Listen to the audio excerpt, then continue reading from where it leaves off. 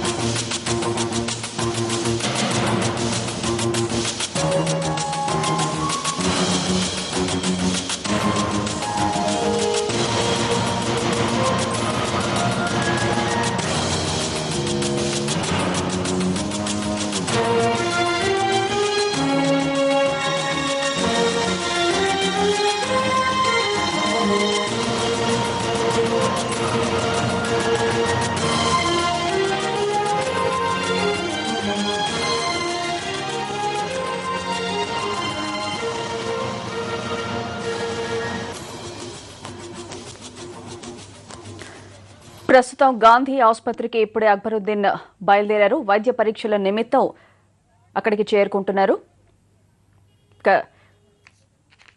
ప్రస్తుతం అక్కడ తాజా పరిస్థితిని మా కరెస్పాండెంట్ శర్మని అడిగి తెలుసుకుందాం.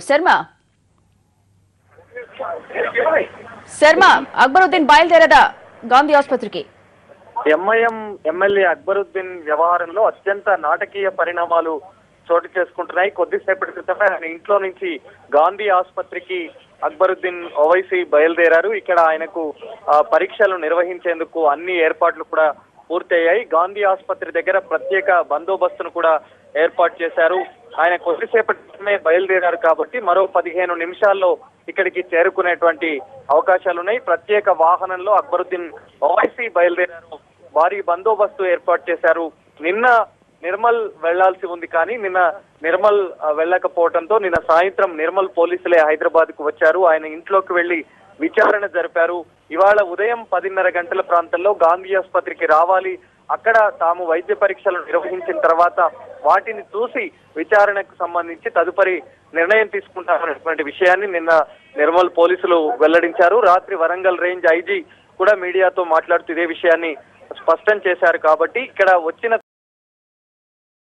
తర్వాత ఆయనకు వైద్య పరీక్షలు నిర్వహిస్తారు. గతంలో 8 నెలల క్రితం పాతపర్తిలో జరిగినటువంటి ఘటనలో అక్బరుద్దీన్ తీవ్రంగా గాయపడ్డారు. ఆ తర్వాత అనేక సందర్భాల్లో విదేశాలకు వెళ్లి అక్కడ వైద్య పరీక్షలు నిర్వహించుకొని వచ్చినటువంటి పరిస్థితి. ఇంకా కొంత అనారోగ్యంతోనే ఉన్నారనేటువంటి విషయానికి సంబంధించి ఆయన నిన్న లండన్ నుంచి వచ్చిన తర్వాత అక్కడ ఆసుపత్రి వైద్యులు ఇచ్చినటువంటి రిపోర్ట్ తో పాటు నిన్న ఓవైసీ ఆసుపత్రికి సంబంధించిన డాక్టర్ల బృందం 2 సార్లు కూడా ఆయనను వైద్య పరీక్షలు నిర్వహించింది. ఆ రిపోర్ట్లను కూడా నిర్మల్ పోలీసులకు ఒకసారి లాయర్ ద్వారా నిన్న స్వయంగా నిర్మల్ పోలీసులు ఆయన ఇంటికి వచ్చిన సందర్భంలో 2 సార్లు కూడా రిపోర్ట్లను అందజేశారు. అయితే నిర్మల్ పోలీసులు ఆయనను విచారించినటువంటి సమయంలో ఆయన ఆరోగ్యం నిలకడగానే ఉంది అనేటువంటి విషయాన్ని కూడా నిర్ధారించుకున్నారు. కానీ అక్బరుద్దీన్ మాత్రం తాను ఇంకా కొంత ఒళ్ళు నొప్పులతో బాధపడుతున్నాను, కొంత అనారోగ్యంతో ఉన్నాను అనేటువంటి విషయాన్ని చెప్పారు. ఇప్పుడు ఈ సమయంలో తాను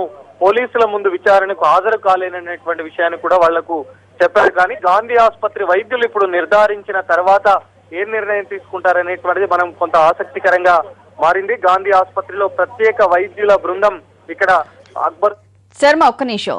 అక్బరుద్దీన్ ఇంటి నుంచి తాజా పరిస్థితులు మా కరెస్పాండెంట్ రాధాకృష్ణ లైవ్ లో అందిస్తారు. రాధాకృష్ణ, ప్రస్తుతం ఒకటి పరిస్థితి ఏంటి? స్వాతి, అక్బరుద్దీన్ ఓవైసీ కొద్దిసేపటి క్రితమే తన నివాసం నుండి నేరుగా గాంధీ ఆసుపత్రికి బయలుదేరి వెళ్లడం జరిగింది.